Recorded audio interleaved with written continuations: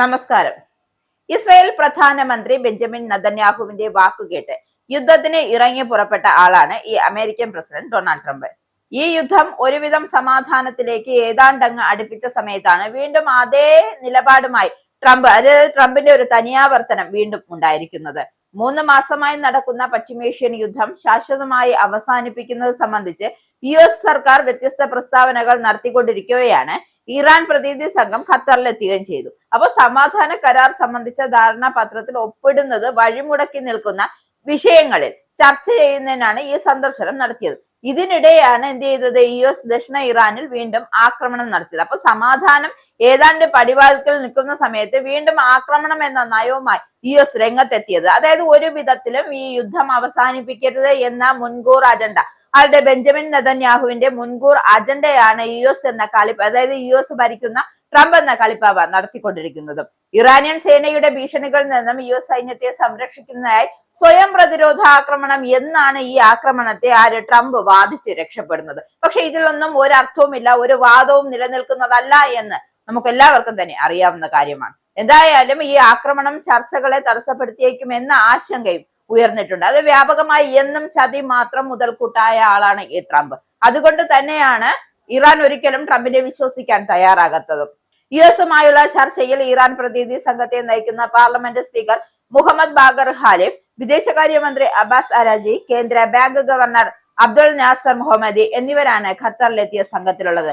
കഴിഞ്ഞ ദിവസം ഖത്തർ പ്രതിനിധി സംഘം ഇറാൻ സന്ദർശിച്ചതായി റിപ്പോർട്ടുകൾ ഉണ്ടായിരുന്നു. വിദേശത്തുള്ള ഇറാന്റെ സ്വത്തുകൾ മരവിപ്പിച്ചിരിക്കുന്നത് റദ്ദാക്കുന്നതുമായി ബന്ധപ്പെട്ട ചർച്ചയായിരുന്നു ഇതെന്നാണ് വിവരം.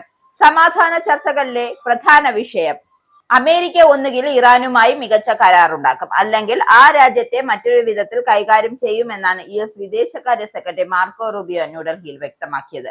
ഇറാനെതിരെ ബദൽ മാർഗങ്ങൾ പരീക്ഷിക്കുന്നതിന് മുമ്പായി എല്ലാത്തരം നയതന്ത്ര ശ്രമങ്ങളും നടത്തുമെന്ന് പറയുന്നുണ്ട്. ഏതായാലും ഇറാനുമായുള്ള കരാറിൽ അന്തിമ രൂപമാകുന്നു എന്നറിയിച്ച US പ്രസിഡന്റ് ഡൊണാൾഡ് ട്രംപ് പിന്നീട് തിടുക്കത്തിൽ കരാർ ഉണ്ടാക്കേണ്ട എന്ന തന്റെ പ്രതിനിധികളോട് നിർദ്ദേശിച്ചിരുന്നു. പിന്നാലെയാണ് റൂബിയോയുടെ പ്രസ്താവന എത്തിയത്.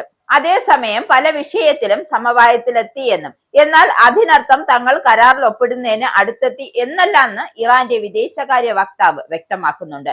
പരിഗണനയിലുള്ള 14 വ്യവസ്ഥകൾ അടങ്ങിയ ധാരണാപത്രം യുദ്ധവും ഹോർമൂസ് കടലിടുക്കിലെ US ഏർപ്പെടുത്തിയ നാവിക ഉപരോധവും അവസാനിപ്പിക്കുന്നതിലാണ് ശ്രദ്ധ കേന്ദ്രീകരിക്കുന്നത്. ഹോർമൂസിലൂടെ സുരക്ഷിതമായ കപ്പൽ ഗതാഗതം ഉറപ്പാക്കാനുള്ള നടപടികൾ ഇറാൻ സ്വീകരിക്കുന്നതിന് പകരമായതെന്നാണ് ബഹായ് പറയുന്നത്. എന്തായാലും നിലവിലെ ചർച്ചകൾ ആണവ വിഷയത്തിൽ കേന്ദ്രീകരിക്കുന്നില്ല എന്നും കരട് കരാറിന്റെ രൂപരേഖയും ശേഷമുള്ള 60 ദിവസത്തിനുള്ളിൽ ആണവ ചർച്ച നടക്കുമെന്നും അദ്ദേഹം വ്യക്തമാക്കുന്നു. ശനിയാഴ്ച ട്രംപ് നടത്തിയ പ്രസ്താവനയാണ് വെടിനിർത്തൽ ആസന്നമാണ് എന്ന പ്രതീക്ഷ നാമ്പിടാൻ കാരണമായത്. എന്തായാലും ഹോർമൂസ് തുറക്കുന്നതിന് അവസരം ഒരുക്കിക്കൊണ്ടുള്ള സമാധാന ഉടമ്പടിയുടെ കാര്യത്തിൽ ഇറാനും US-ഉം അന്തിമ തീരുമാനത്തിലേക്ക് എത്തുമെന്നാണ് ട്രംപ് പറഞ്ഞത്. അതേസമയം നിർദ്ദിഷ്ട ധാരണാപത്രത്തിൽ ഹോർമൂസ് കടലിടുക്കിന്റെ നിയന്ത്രണവും നടത്തിപ്പും സംബന്ധിച്ച വ്യവസ്ഥകളില്ല എന്ന് അദ്ദേഹം പറയുന്നുണ്ട്. US ആക്രമണം സമാധാന കരാറിനായി ഇറാൻ സംഘം ഖത്തറിൽ സന്ദർശനം നടത്തുന്നതാണ് ഇത്തരത്തിലൊരു അതിക്രമം ഉണ്ടായത്. ഇതൊരിക്കലും ശരിവെച്ച് നൽകാൻ ഇറാൻ തയ്യാറാവുമോ, അതോ ഇനി വീണ്ടും പ്രത്യാക്രമണത്തിന് ഇറാൻ മുതിരുമോ എന്ന കാര്യം നമുക്ക് വരും മണിക്കൂറിൽ മാത്രമേ അറിയാൻ സാധിക്കൂ. അതായത് വീണ്ടും ഇനി പശ്ചിമേഷ്യൻ വീണ്ടും ഒരു യുദ്ധഭീതിയിലേക്ക് എത്തിച്ചേരുമോ, അതോ സമാധാനമാകുമോ എന്ന് നമുക്ക് കാത്തിരുന്ന് തന്നെ അറിയാം.